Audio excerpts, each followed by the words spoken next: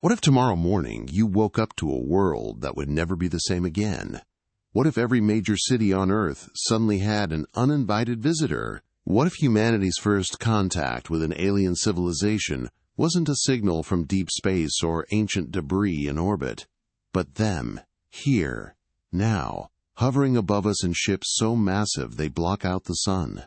In the next 15 minutes, we're going to explore exactly what would happen in the first 24 hours of an alien arrival, and why Day 3 changes everything.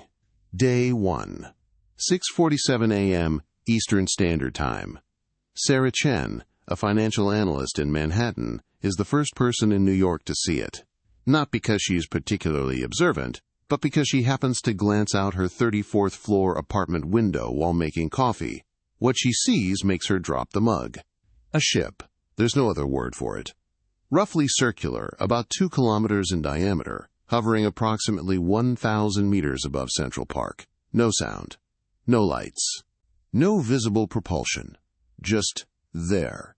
Within 3 minutes, #NYC ship is trending worldwide. Within 5 minutes, similar reports flood in from London, Beijing, Tokyo, Moscow, Los Angeles, Paris, Mumbai, Sao Paulo, Cairo. 37 ships in total, each positioned precisely above the most populous city in its respective region. The ships appeared simultaneously at 6:47 a.m. Eastern Time, 11:47 a.m. in London, 7:47 p.m. in Beijing.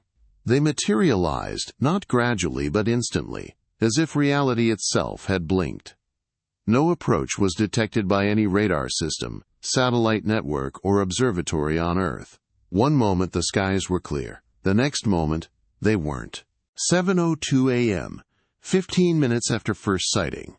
The North American Aerospace Defense Command, NORAD, is in chaos. Every protocol they have assumes they'll see something coming.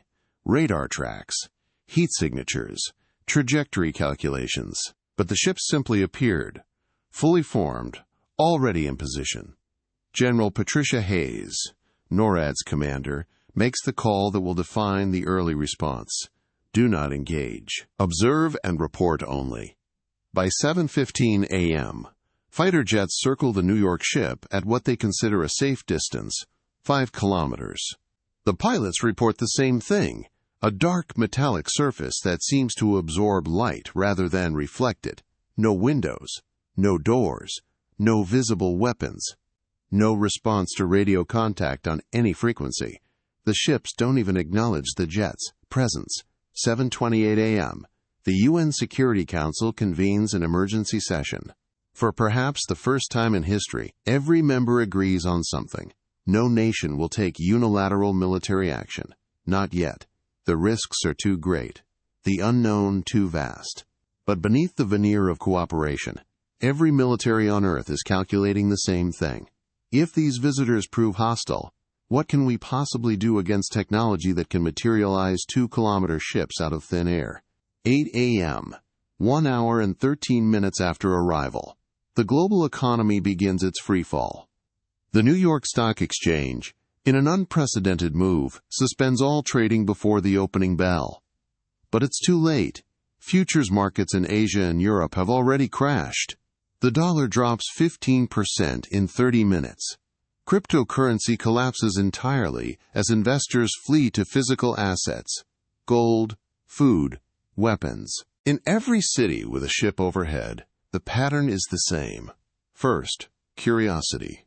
People flood the streets to look up, phones raised, live streaming the impossible. Then, as the reality sinks in, as it becomes clear these aren't holograms or publicity stunts, curiosity turns to fear. By 9 a.m., every major highway out of New York is gridlocked. Gas stations run dry within an hour. Grocery stores are stripped bare. Cell towers overload and fail. In the span of 2 hours, one of the world's greatest cities begins to eat itself in panic. And this scene repeats in every affected city across the globe. Martial law is declared in 12 countries by noon. Not because of the aliens, they continue to hover in perfect silence, but because of us. Because when faced with the unknown, humanity's first instinct isn't unity, it's chaos. While cities descend into chaos, the scientific community mobilizes with unprecedented cooperation. Dr. Yuki Tanaka, director of SETI, coordinates a global effort to analyze the ships. The findings are both fascinating and terrifying.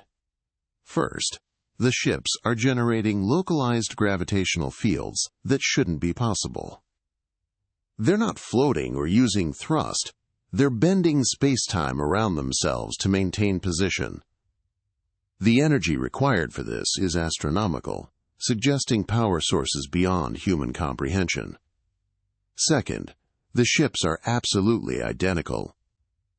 Not similar, identical down to the molecular level, as if they were all printed from the same template.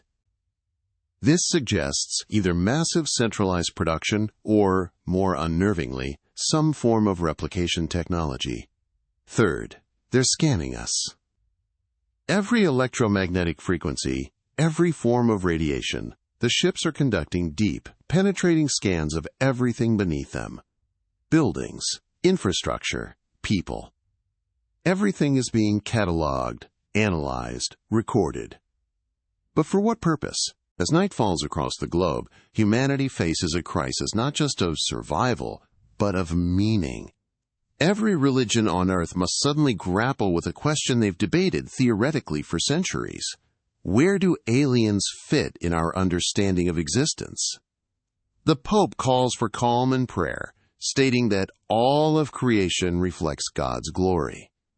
But splinter groups within every belief system declare the visitors as everything from saviors to harbingers of the apocalypse. New movements form within ours, some revering the ships, others calling for their destruction.